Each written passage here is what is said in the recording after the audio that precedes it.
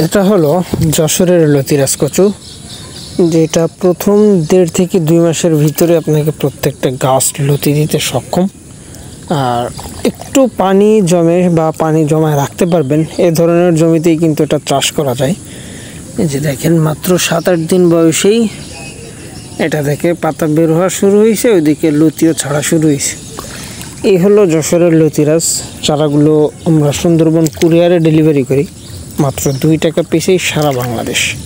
চাইলেই সংগ্রহ করতে পারেন আমাদের ভিডিও স্ক্রিনে দেওয়া নাম্বার থেকে।